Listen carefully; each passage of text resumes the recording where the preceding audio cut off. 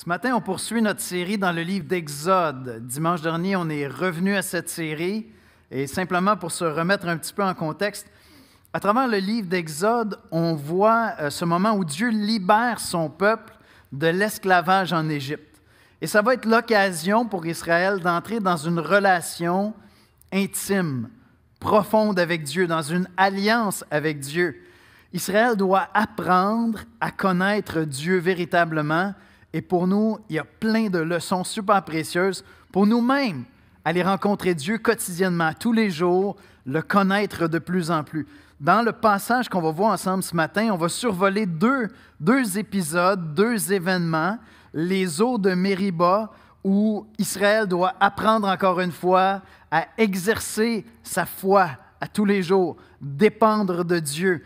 Et le premier combat qu'Israël va livrer contre un autre peuple. Israël, vous devez savoir, ce n'est pas un peuple guerrier. Ça n'a jamais été vraiment un peuple guerrier parce que Dieu ne voulait pas que ce le soit. Et donc, ils n'ont pas d'armée, puis en fait, ils n'ont tellement pas d'armée qu'ils viennent de sortir de l'esclavage en Égypte. Donc, on peut imaginer qu'il y avait quelques couteaux à steak, peut-être, mais ils n'étaient pas armés, vous comprenez, c'est des esclaves qui quittent. Donc, il y avait très peu d'armes, et Dieu veut leur enseigner que c'est lui qui va livrer tous leurs combats. Et si ça, ce n'est pas une leçon précieuse pour notre foi à nous, que c'est Dieu qui livre tous nos combats, on n'en a pas de leçon à apprendre, n'est-ce pas? C'est une leçon hyper précieuse pour notre foi. On va aller voir ce que Dieu veut appliquer dans nos vies ce matin, comment est-ce qu'il veut nous mettre au défi de grandir ensemble dans la foi. On va prier, puis on va écouter la lecture des Saintes Écritures. Seigneur Jésus, on vient dans ta sainte présence ce matin, à travers la louange, à travers la communion fraternelle, en se retrouvant en Église. Seigneur, on vient dans ta présence. On vient dans ta présence, Seigneur, pour entendre ce que tu veux nous dire. Seigneur, nous croyons que la Bible est plus qu'un simple livre, c'est un livre que tu as inspiré. Et nous croyons, Seigneur, non seulement que tu l'as inspiré il y a de ça des milliers d'années, mais qu'aujourd'hui, ton esprit est toujours vivant. Ton esprit est toujours présent pour rendre cette parole vivante dans notre âme, dans notre cœur, Seigneur. Ce matin, on veut te demander de venir nous rencontrer personnellement, individuellement, là où nous sommes, que ce que le peuple d'Israël a vécu vienne s'appliquer dans nos vies, dans nos cœurs. Et je veux te prier, Seigneur, si quelques-uns parmi nous ce matin ne te connaissent pas intimement, viens te faire connaître à eux. Et Seigneur, que ce qu'ils vont recevoir ce matin vienne s'appliquer dans leur vie. C'est en Jésus-Christ qu'on te le demande. Amen.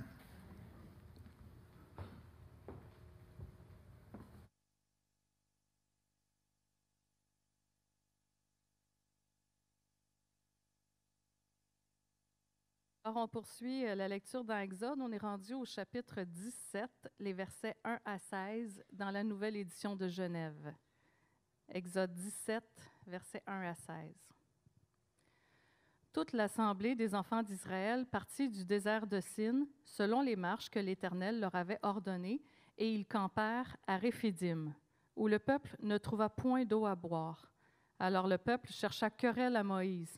Ils dirent: « Donnez-nous de l'eau à boire. » Moïse leur répondit: « Pourquoi me cherchez-vous querelle? Pourquoi tentez-vous l'Éternel? » Le peuple était là, pressé par la soif, et murmurait contre Moïse. Il disait: « Pourquoi nous as-tu fait monter hors d'Égypte pour nous faire mourir de soif, moi, mes enfants et mes troupeaux? » Moïse cria à l'Éternel en disant: « Que ferai-je à ce peuple? Encore un peu et ils me lapideront. » L'Éternel dit à Moïse: « Passe devant le peuple et prends avec toi des anciens d'Israël. Prends aussi dans ta main ta verge avec laquelle tu as frappé le fleuve et marche. Voici, je me tiendrai devant toi sur le rocher d'Horeb. Tu frapperas le rocher et il en sortira de l'eau, et le peuple boira. » Et Moïse fit ainsi aux yeux des anciens d'Israël. Il donna à ce lieu le nom de Massa et Mériba, parce que les enfants d'Israël avaient contesté, et parce qu'ils avaient tenté l'Éternel en disant: « L'Éternel est-il au milieu de nous, ou n'y est-il pas? » Amalek vint combattre Israël à Réphidim. Alors Moïse dit à Josué: « Choisis-nous des hommes, sors et combat Amalek. Demain, je me tiendrai sur le sommet de la colline, la verge de Dieu dans ma main. Josué fit ce que lui avait dit Moïse pour combattre Amalek. Et Moïse, Aaron et Hur montèrent au sommet de la colline. Lorsque Moïse élevait sa main, Israël était plus fort. Et lorsqu'il baissait sa main, Amalek était le plus fort. Les mains de Moïse étaient fatiguées. Ils prirent une pierre qu'ils placèrent sous lui et il s'assit dessus. Aaron et Hur soutenaient ses mains, l'un d'un côté, l'autre de l'autre, et ses mains restèrent fermes jusqu'au coucher du soleil. Et Josué vainquit Amalek et son peuple au tranchant de l'épée. L'Éternel dit à Moïse, « Écris cela dans le livre, pour que le souvenir s'en conserve, et déclare à Josué que j'effacerai la mémoire d'Amalek de dessous les cieux. » Moïse bâtit un autel et lui donna pour nom « L'Éternel, ma bannière ». Il dit, « Parce que la main a été levée sur le trône de l'Éternel, il y aura guerre de l'Éternel contre Amalek de génération en génération. »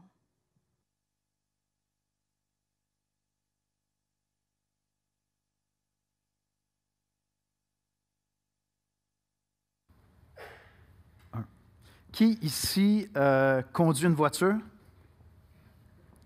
Oui? Ou a déjà conduit une voiture, on va le dire comme ça. OK? OK, là, je vais en mettre quelques-uns mal à l'aise. Qui est en train d'apprendre à conduire une voiture? Nice, super. C'est pas évident. Moi, c'est une des expériences physiques les plus fascinantes que j'ai vécues. Les premières fois que tu commences à apprendre à conduire, c'est assez... pour moi, c'était très intimidant parce que tu as conscience que ce truc-là, je veux dire, ça pourrait tuer, on s'entend. C'est une machine qui pourrait faire beaucoup de dégâts, beaucoup de dommages, qui coûte cher en elle-même. Puis là, tu embarques là-dedans, puis tu as un paquet de réflexes à développer. C'est contre-intuitif. Tu dois comme coordonner physiquement, tu dois coordonner tes mouvements avec tes yeux, mais tu dois conduire pour les autres. Puis à force de pratique, ça devient littéralement, pour la majorité d'entre nous, une seconde nature. On s'entend, des fois, tu roules sur la route, tu dis « Non, cette personne-là ne devrait pas conduire, devrait rester chez lui, ça serait plus sécuritaire pour tout le monde. » Mais pour la majorité d'entre nous, ça devient littéralement une seconde nature. C'est un petit peu plus compliqué aujourd'hui avec toutes les bébelles qu'on a. Ça peut être très, très distrayant. Mais moi, j'ai appris à conduire lorsqu'on conduisait en plus manuel. Il y a un moment où, tu sais, avec le cellulaire, puis en plus de ça, tu avais un écouteur dans l'oreille, un fil de bras de vitesse. J'ai dit, OK, on va passer à l'automatique. Mais ça devient vraiment une seconde nature.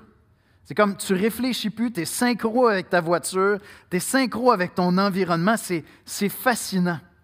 Puis si on se basait sur la première fois qu'on essaie ça, tu te dis, je vais tuer quelqu'un, c'est certain. Ou je vais me tuer. Il y a quelque chose qui va mal tourner, tu sais. Mais ça peut devenir une seconde nature. La foi s'est appelée à devenir une seconde nature pour nous. Et selon moi, l'expérience quotidienne de la foi, c'est aussi contre-intuitif que d'apprendre à conduire une voiture. Ce qui est beau avec la foi, c'est que je ne pratique pas seulement quand j'embarque dans ma voiture. J'ai besoin de la foi quand j'embarque dans ma voiture, n'est-ce pas? J'ai besoin de la foi que ça va bien se passer pour moi et pour tout le monde autour. Mais la foi, elle, je suis toujours embarqué dedans. Et je peux exercer ma foi à chaque instant. Et lorsqu'on rencontre Israël ici, c'est un peu ça qu'ils sont en train d'apprendre. On a dit la semaine dernière qu'ils doivent apprendre à faire confiance à Dieu. Et on va voir ce matin que ça va un petit peu plus loin que ça. Il y a une question de cœur, il y a une question d'attitude aussi. Grandir dans la foi au quotidien, nourrir ta foi au quotidien, demande une belle disposition de cœur aussi. Et c'est peut-être ça qui est problématique chez Israël. Voici comment je résumerai l'exposé biblique de ce matin. Viens nourrir ta foi tous les jours à l'œuvre de Jésus-Christ afin de garder ton cœur et d'être inspirant. Je répète ça. Viens nourrir ta foi tous les jours à l'œuvre de Jésus-Christ afin de garder ton cœur et être inspirant. Et vous allez voir le lien avec Christ lorsqu'on va arriver vraiment vers la fin du passage. Premièrement, manque de foi ou ingratitude. Alors, je vous relis 17, verset 1. « Toute l'assemblée des enfants d'Israël partit du désert de Sin, selon les marches que l'Éternel leur avait ordonnées, et ils campèrent à Réphidim, où le peuple ne trouva point d'eau à boire. » Juste pour se remettre en contexte, Dieu nourrissait son peuple tous les jours. D'accord? À l'endroit où on est rendu dans le récit, Dieu leur donne la manne tous les jours. Dieu leur envoie des cailles. Dieu les nourrit. On peut rapidement le perdre de vue. Donc, tous les jours, Dieu prend soin d'eux, il les nourrit. Maintenant aussi, Dieu les conduit à des endroits où ils vont vivre des épreuves. Leur foi va être mise à l'épreuve. Ils avancèrent selon ce que Dieu avait ordonné, c'est ce qui nous est dit. Toute l'assemblée des enfants d'Israël partit du désert de Sin selon les marches que l'Éternel leur avait ordonnées. Dieu les conduit même à travers la nuée, jour et nuit. Donc, Dieu intentionnellement les amène à des endroits où leur foi va être éprouvée, où leur attitude va être mise à l'épreuve, où les bonnes dispositions de leur cœur vont être testées. Parce qu'Israël doit apprendre à connaître Dieu. C'est Dieu qui les conduit par la nuée. C'est Dieu qui les conduit dans des endroits difficiles. Leur mission, chaque matin lorsqu'ils se lèvent, c'est d'apprendre à connaître Dieu. Êtes-vous d'accord avec ça? Dieu pourvoit, Dieu prend soin. Chaque matin, lorsqu'ils se lèvent, leur mission principale dans la journée, c'est apprendre à connaître ce Dieu qui prend soin de moi. Et je pense que ça, c'est notre mission tous les jours. Dans la prière du 24/7, ceux qui prient avec nous pour un réveil au Québec. La première, c'est « Seigneur, enseigne à tes enfants à débuter la journée avec humilité. » Et l'expression ultime de cette humilité, c'est de commencer la journée dans la prière. Que le premier mot qui sort de ta bouche soit « Seigneur. Seigneur, j'ai besoin de toi aujourd'hui. C'est toi qui as créé ce jour. C'est toi qui connais les joies, les peines, les succès, les échecs qui m'attendent. Seigneur. » Et donc, leur mission à tous les jours, c'est d'apprendre à connaître Dieu intimement pour qui il est. Dans sa fidélité, dans sa bonté. Il est le Dieu qui pourvoit. Et c'est ma mission et c'est la tienne à tous les jours. Apprendre à connaître Dieu, à connaître Jésus-Christ, afin que ta foi et la mienne deviennent une seconde nature, un réflexe aussi automatique que lorsque tu embarques dans ta voiture, tu démarres la voiture, tu commences à rouler sur la route, tu regardes en arrière, rétroviseur, les côtés, tout est cadencé parfaitement, Dieu voulant. Hein? C'est notre mission à tous les jours, c'est ta mission à tous les jours. Si tu es chrétien, c'est ta mission à tous les jours. Mais ce n'est pas juste une question de « est-ce que c'est difficile de croire?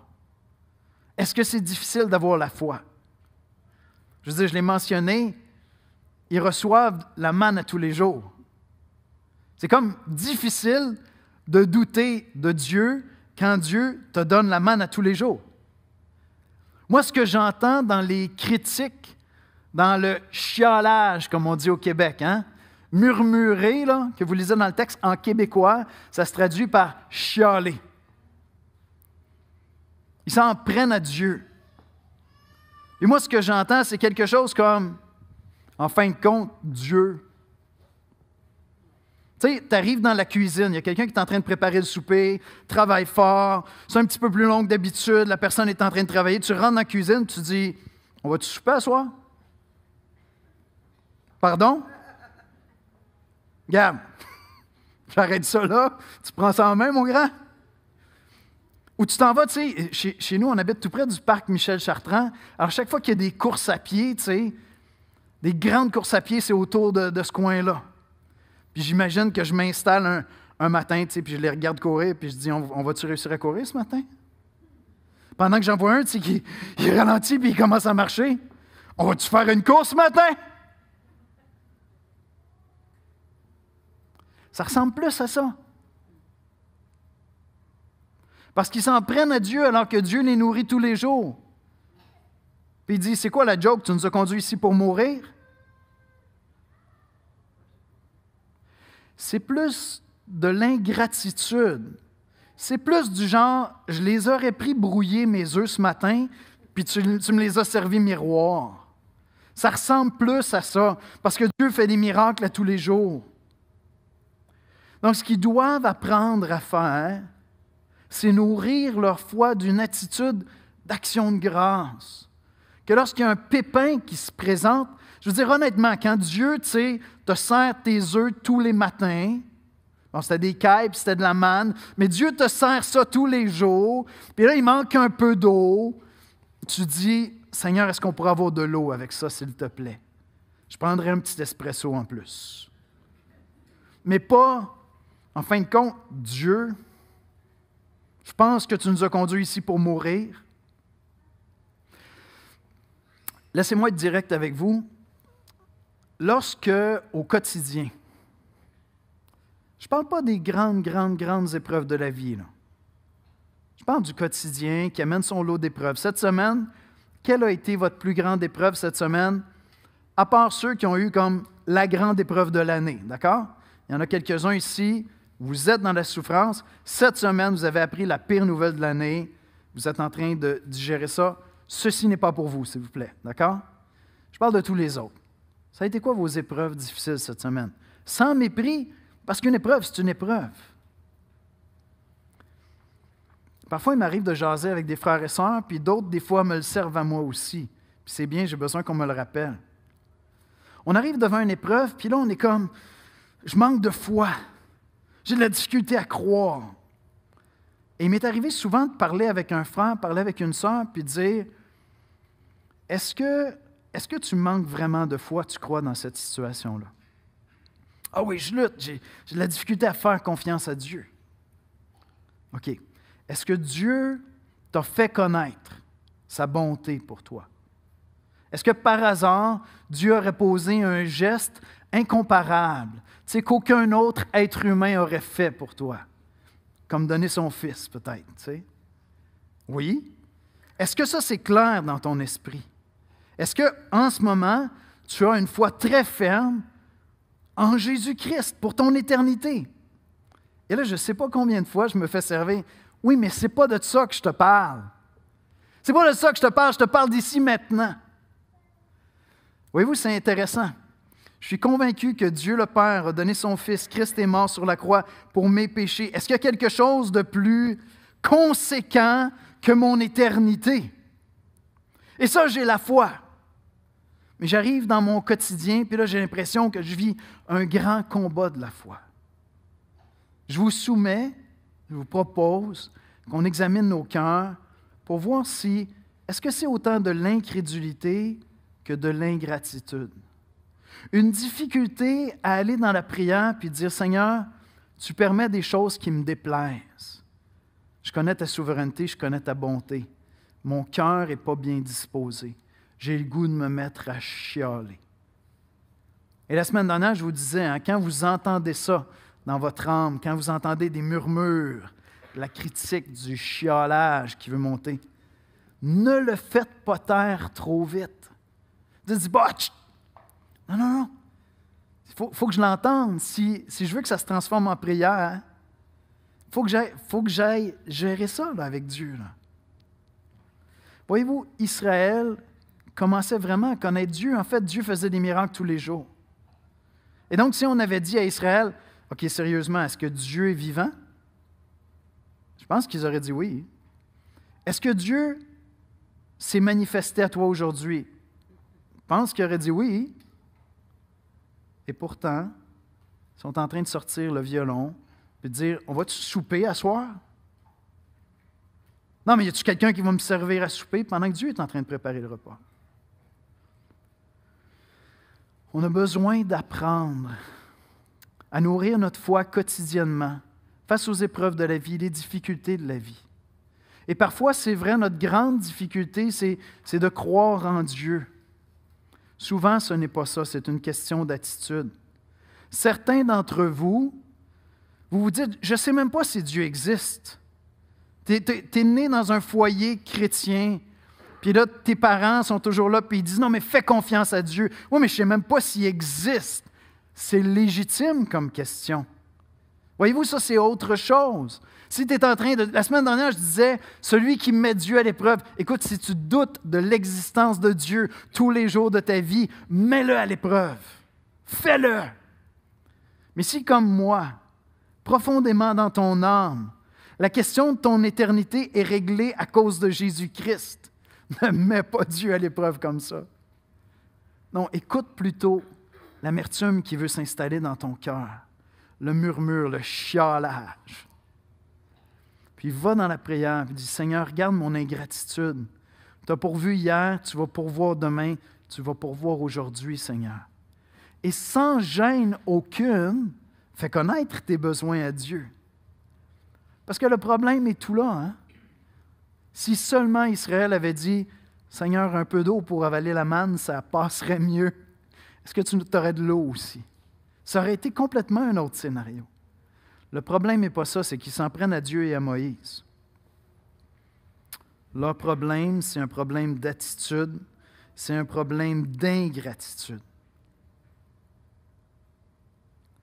Tes combats de la foi au quotidien, à la petite semaine, est-ce que c'est une question d'ingratitude ou si c'est vraiment que tu doutes de la puissance et de la fidélité de Dieu?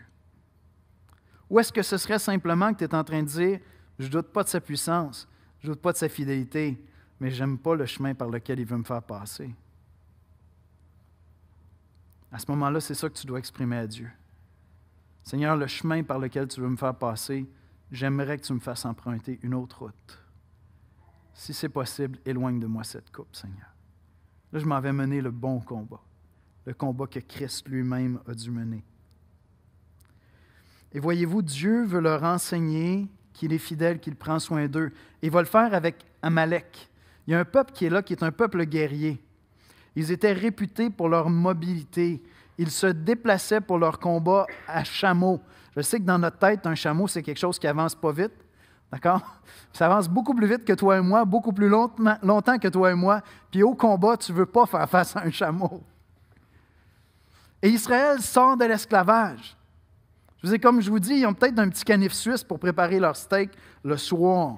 Fait que Dieu dit à Moïse, trouve ceux qui ont les plus gros canifs, puis préparez-vous, il faut aller se battre contre Amalek.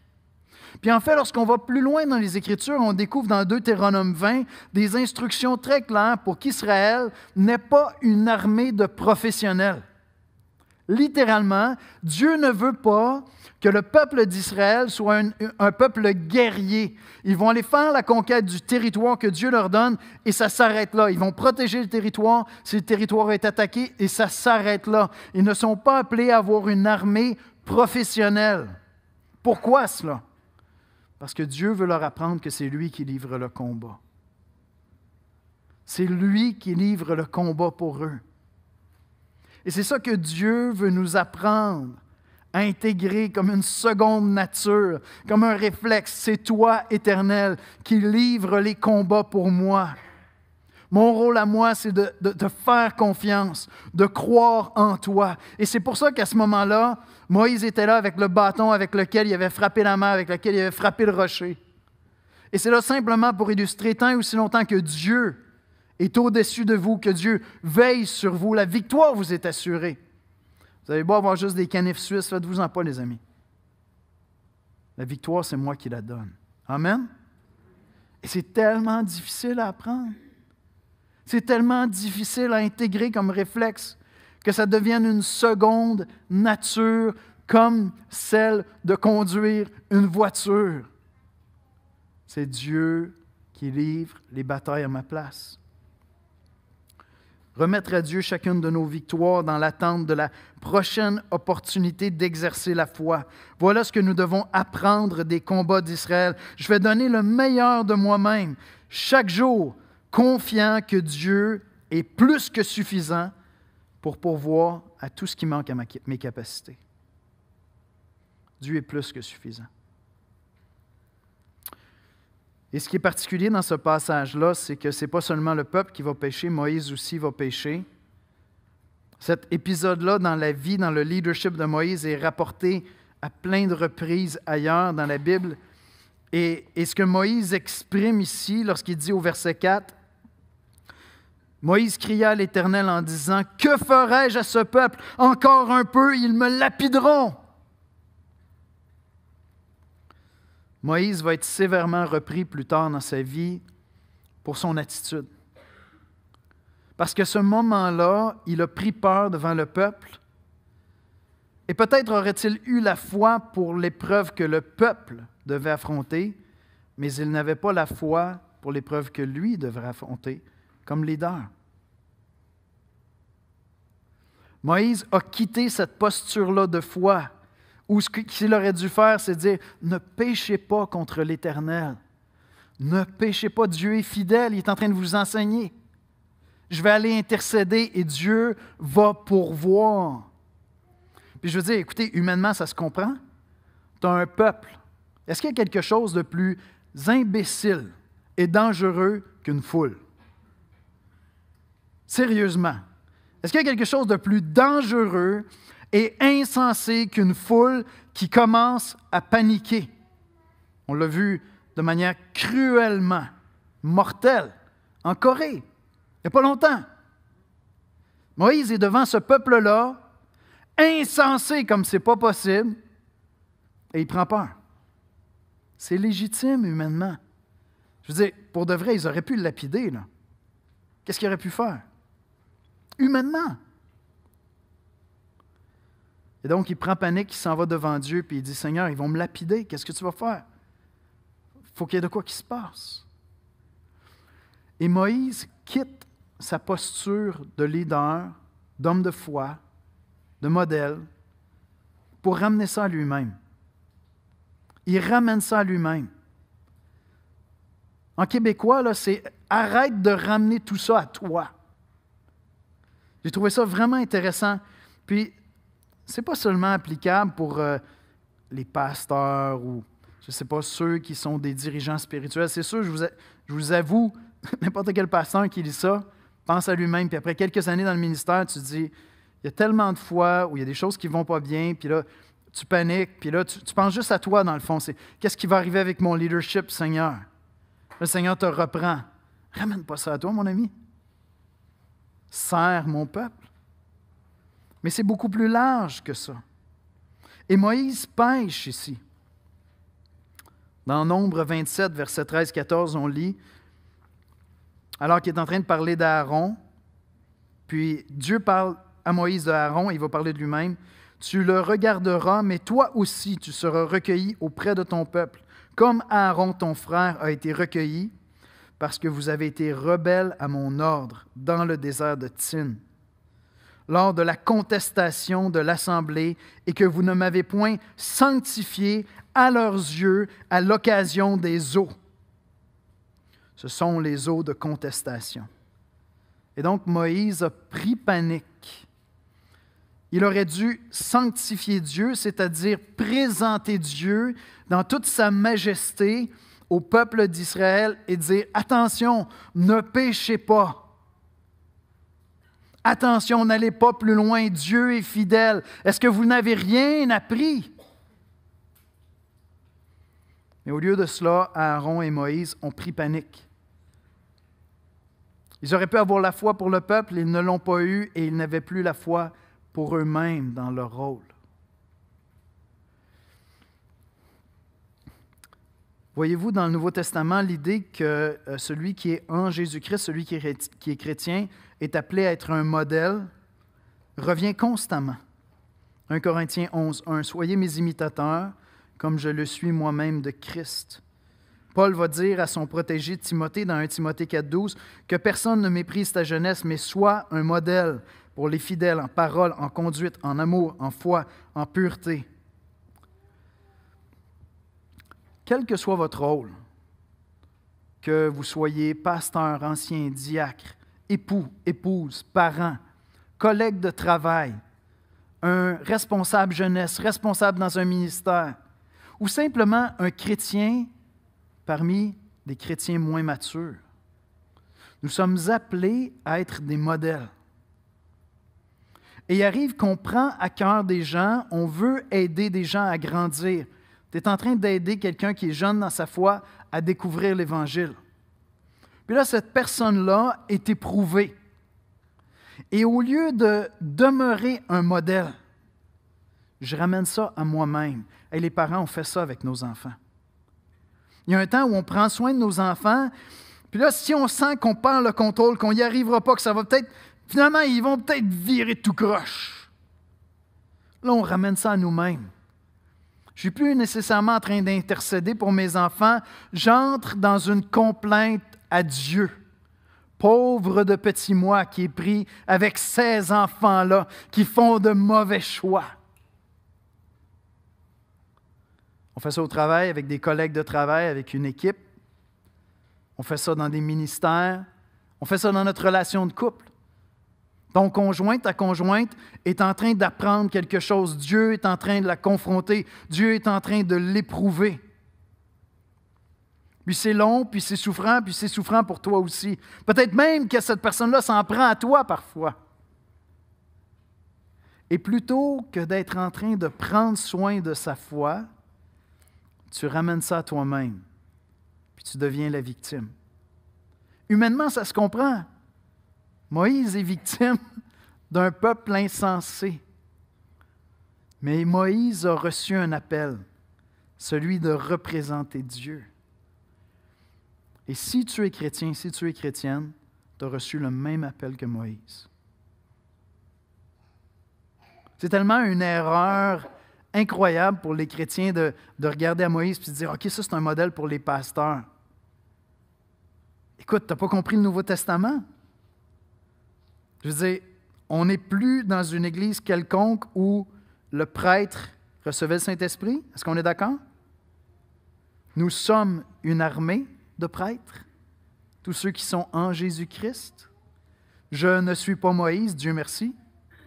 Dieu merci. Et vous êtes tous Moïse, là où vous êtes. Et lorsque Dieu éprouve des gens autour de vous, et qu'ils se tournent vers vous ou qu'ils se tournent contre vous, à cause de votre foi, à cause des réponses que vous avez apportées, parce qu'eux autres doutent, puis là, vous vous projetez là-dedans, puis vous dites « Oui, mais leur échec, c'est mon échec. » Ramène pas ça à toi. Sois ferme. Sois ferme sur le roc de ta foi. Et comprends l'épreuve que cette personne est en train de traverser. Que tes enfants sont en train de traverser parce qu'ils n'ont pas encore choisi de suivre Christ, parce qu'ils se sont mis les pieds dans les plats. Et sois un modèle. Moïse a péché parce qu'il a ramené ça à lui-même. Au lieu d'être le modèle qu'il devait être pour Israël. Il a ajouté au péché d'Israël son propre péché. Et c'est tellement difficile pour nous de ne pas faire ça lorsque les gens s'en prennent à nous alors qu'on a essayé de les aider. Certains chrétiens retirent de ça la pire des leçons que tu peux retenir. Je ne ferai plus jamais ça, moi, m'investir dans la formation de disciples. On ne me prendra plus à essayer de conseiller quelqu'un puis de l'aider. Parce que c'est comme ça que ça se retourne. La pire des leçons que tu peux retenir. Parce qu'à ce moment-là, tu renonces à être un modèle. Tu renonces à cette idée que l'Esprit de Christ qui habite en toi fait de toi une personne inspirante pour la foi. Je t'invite à penser à ça. Et je termine avec quelque chose de précieux dans le passage, l'intitulé « Souviens-toi de Jésus-Christ ». Dieu est en train d'enseigner son peuple à nourrir sa foi tous les jours. Dieu est en train de dire « Je vous nourris avec la manne ». Ça prend soin de votre corps. Mais il y a une leçon beaucoup plus grande que je vous apporte chaque fois que je vous nourris avec la manne. C'est une leçon spirituelle. Quand vous allez arriver dans des épreuves, parce que vous vous êtes nourri de la manne et que vous aurez appris que c'est une nourriture spirituelle aussi qui vient fortifier votre foi, qui vous montre au quotidien les provisions de Dieu. Quand viennent les épreuves, tu es fort de cette foi-là. Dans le Nouveau Testament, dans 1 Corinthiens 10, l'apôtre Paul nous dit que ce qui se passe ici pour Israël, c'est pour notre instruction à nous. En fait, Paul va plus loin, on va lire le passage dans un instant, mais il nous dit que Christ est ce rocher qui les abreuvait. Jésus-Christ lui-même a dit qu'il est ce pain qui nourrit. Exode 17, 6.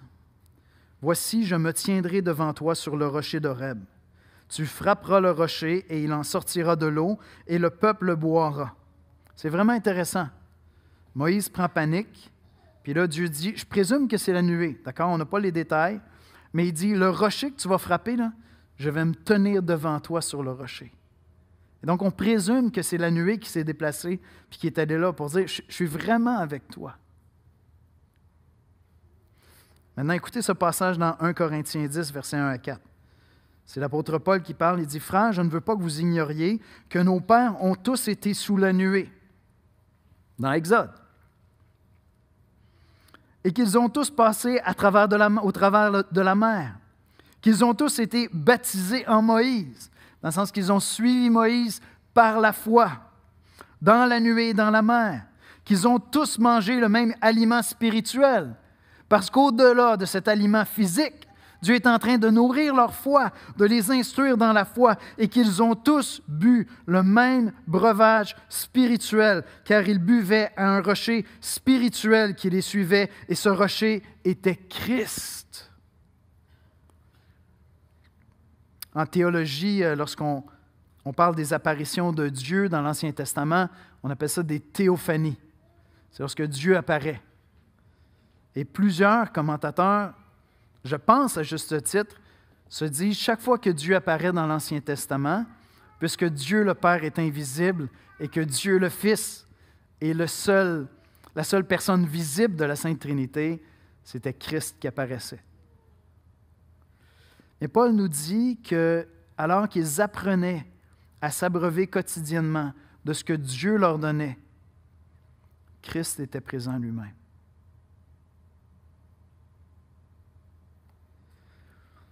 Frères, je ne veux pas que vous ignoriez que nos pères ont tous été sous la nuée, qu'ils ont tous passé au travers de la mer et qu'ils ont tous été baptisés en Moïse dans la nuée, dans la mer, qu'ils ont tous mangé le même aliment spirituel et qu'ils ont tous bu le même breuvage spirituel, car ils buvaient à un rocher spirituel qui les suivait et ce rocher était Christ.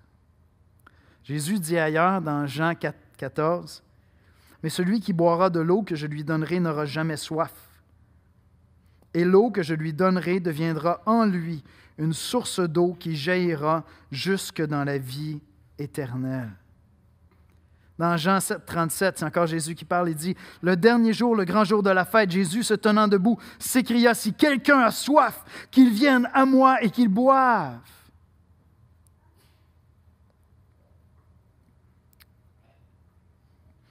L'apôtre Paul dit à Timothée, son protégé, dans 1 Timothée 4, 12, « Souviens-toi de Jésus-Christ. » Je m'excuse, c'est une autre référence. « Souviens-toi de Jésus-Christ. » Voyez-vous, le peuple d'Israël, lorsqu'ils sont dans le désert, doit apprendre à tous les jours à venir nourrir sa foi, à venir alimenter sa foi. Et ce qu'ils vivent physiquement, les miracles qu'ils voient Dieu faire et les moments d'épreuve, sont là pour nourrir leur foi, pour instruire leur foi. Tant et si bien que lorsqu'on arrive à la fin de ce chapitre-là, dans Exode 17, versets 14 et 15, on lit « L'Éternel dit à Moïse, après avoir eu la victoire contre Amalek, « Écris cela dans le livre, pour que le souvenir s'en conserve, et déclare à Josué que j'effacerai la mémoire d'Amalek de dessous les cieux. » Moïse bâtit un autel et lui donna pour nom « L'Éternel, ma bannière. » L'Éternel, ma bannière. Il y avait ce principe dans l'Ancien Testament qui revenait constamment. Puis là, on ne sait pas, est-ce que Dieu est en train de dire à Moïse, tu vas écrire le Pentateuque, les 5 premiers livres de la Bible. Grande question, je lisais les commentaires. Il lui dit d'écrire dans un livre. Et on pense vraiment que c'est Moïse qui a écrit les 5 premiers livres de la Bible. Est-ce que j'ai ici un indice très clair? Vas-y, écris dans le livre. Mais ce qui est clair, c'est le principe qui est derrière. Dieu dit, tu dois apprendre à te souvenir de ce que je fais. Je vais inviter les musiciens à venir me rejoindre à l'avant. Tu dois apprendre à te souvenir de ce que je fais. Moïse va monter là un autel, il va offrir un sacrifice, ces autels demeuraient en place. Et donc Israël, lorsque des Juifs voyageaient, ils pouvaient voir ces autels. C'était mis par écrit. Quand tu traverses des difficultés dans ton quotidien, tu es appelé à te rappeler de ce que Jésus-Christ a fait pour toi. Et c'est pour ça que je dis ce matin, ce passage-là nous appelle à nourrir notre foi à tous les jours de Jésus-Christ. Ce rocher qui les nourrissait, c'était Christ. Et pourtant, ils ne connaissaient rien de Jésus-Christ comparé à toi et moi. Amen. Je veux dire, on a tout le Nouveau Testament qui nous aide à comprendre les prophéties de l'Ancien Testament. Ce n'est pas abstrait. Christ est mort sur la croix pour mes péchés. Il s'est incarné. Il est venu marcher parmi les hommes. Il a payé pour que moi, je sois en paix avec Dieu de sa vie, de son sang. Ça n'a rien d'abstrait. C'est absolument concret. Mais je dois apprendre à retourner tous les jours à Jésus-Christ pour nourrir ma foi en lui par la prière, par la lecture, par la méditation de sa parole. Je veux retourner quotidiennement quand je me réveille le matin, que la première parole sur mes lèvres soit « Seigneur, je viens à toi pour nourrir ma foi de toi, Jésus-Christ. » Et puis je veux apprendre à observer, à retenir ce que Dieu fait pour moi. Concrètement, très concrètement, si tu es chrétien comme moi, Christ est mort pour toi sur la croix. Il n'y a jamais rien qui va égaler ça dans tout ce que Dieu va faire pour toi. Dans toute l'éternité, il n'y aura jamais rien d'aussi beau, d'aussi grand, d'aussi merveilleux. Parce que c'est ça qui rend absolument tout possible. Mais j'aimerais ça vous demander de faire un effort de mémoire tout de suite. Là. Si vous avez besoin, fermez les yeux et pensez à une autre chose que Dieu a fait pour vous au cours des dernières années. Pas les épreuves, les grâces. Est-ce que vous vous rappelez d'une chose qui va rester indélébile dans votre mémoire jusqu'à votre mort de ce que Dieu a fait? Ça, c'est le devoir de souvenir. On vient de fêter le jour du souvenir vendredi. Parce qu'on veut se rappeler des vies qui ont été données pour que nous vivions dans un pays libre. Et les chrétiens ont un devoir de souvenir tous les jours. Souviens-toi de Jésus-Christ. Viens nourrir ta foi tous les jours à Jésus-Christ. Tourne-toi vers lui à ta première pensée du matin. Va dans la prière. Ouvre les Écritures. Réécoute l'exposé biblique de la semaine 100 fois si tu veux sur YouTube. Viens nourrir ta foi. Parce que lorsqu'il arrive des épreuves au quotidien, on est tenté de croire que notre foi est trop faible. C'est que notre foi est trop immature en réalité. Ce n'est pas que je doute que Dieu est fidèle et que Dieu est bon. C'est que l'épreuve qu'il place devant moi ne me plaît pas. Et plutôt que de me tourner vers lui pour dire « Seigneur, accorde-moi la force », j'entre dans le doute et souvent dans l'ingratitude. Et je me mets à murmurer, à chialer en bon québécois. Et si Dieu a placé des gens autour de toi, mais si tu es chrétien, il y en a placé. Tu es appelé à être un modèle pour eux, une inspiration, à t'investir dans leur vie. Et il va y avoir des moments où les choses ne se passeront pas bien dans leur vie. Et ça se peut qu'ils t'en adressent le reproche, ça se peut qu'ils soient incrédules, ça se peut qu'ils doutent de Dieu. Ne ramène pas ça à toi. C'est leur épreuve. Ton épreuve à toi, c'est de garder la foi, de les instruire dans la foi. Et pour ça, souviens-toi de Jésus-Christ. On va prier ensemble. Seigneur Jésus, ce matin, on est assemblés en Église parce qu'on veut se souvenir de toi par nos chants de louange, par notre adoration, par nos prières, par le simple fait de se réunir ensemble physiquement, de communier ensemble de notre foi en toi, Seigneur. Nous voulons nous souvenir, Seigneur. Ce matin, nous sommes en train de nourrir notre foi, littéralement, en toi, Jésus. Seigneur, je te prie de venir fortifier les frères et sœurs ici ce matin qui avaient le cœur plutôt porté par le murmure, le chialage. Je te prie, Seigneur, de venir au secours de ceux qui ont appris peut-être cette semaine la pire mauvaise nouvelle de l'année. Ces combats-là, Seigneur, c'est autre chose. Entoure-les. Entoure-les, Seigneur, de tes enfants. Entoure-les des prières des saints. Entoure-les, Seigneur, de l'Église qui vient prendre soin d'eux. Viens, Seigneur, fortifier leur âme par ton Esprit Saint. Viens les aider à trouver un repos là où seul se trouve le véritable repos. C'est en toi, Seigneur. Seigneur, je te prie pour ceux qui parmi nous ne te connaissent pas encore et qui disent « Oui, je doute parce que je ne possède pas cette foi que toi tu as. » Seigneur, viens ouvrir les yeux de leur cœur afin que la foi en toi ne soit plus quelque chose de théorique, mais que ce soit une douce mélodie qui les porte dans la louange, Seigneur. Reçois nos louanges ce matin. C'est en Jésus-Christ qu'on te prie. Amen.